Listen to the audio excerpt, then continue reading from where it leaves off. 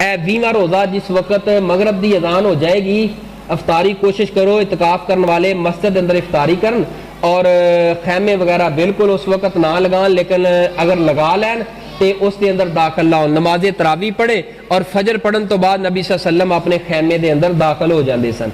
अगर किसी जगह ते रश ज्यादा हो जाए मस्जिद, जिस तरह मस्जिद नबी अंदर है, उत्ते फिर खैमे हाजी साहब नहीं लगते। खैमा लाना कोई दीन इस्लाम अंदर फर्ज नहीं लिखिया भी खैमा लगेगा इतकाफ होएगा।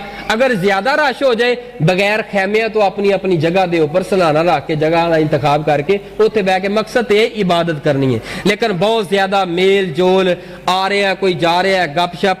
हुण ते मैं वेख्या फेसबुक भी माशाअल्लाह इतकाफ के अंदर बह के चलाउंदे हुंदे ने। इस वास्ते मोबाइलों को बंद करके रख के अगर पर्दे अंदर मावा बहना सुन रही ने, अगर वह भी इतकाफ बैठन और औरत का इतकाफ घर अंदर नहीं, वह भी मस्जिद अंदर है, अल्हम्दुलिल्लाह मस्जिद मुस्तकीम इसके अंदर एहतमाम किया गया है, वह भी बहुत ज्यादा ख्याल करन। अगर मस्जिद अंदर असा लगवियात का ख्याल नहीं करना फिर बाहर किस तरह हो सकता है। इस वास्ते मस्जिद अंदर बहुत ज्यादा ख्याल करना है। जोड़े लगवियात ने जिन्हों तो मना किया गया है, इस तो बहुत ज्यादा ख्याल करना है, ज्यादा बोलन तो, और अपनी जुबान को पाक रखना है ताकि 9-10 दिन रज के असीं रब की इबादत करनी है, ना कि असा रब नूं नाराज करना है, ना ये फैशन समझना है।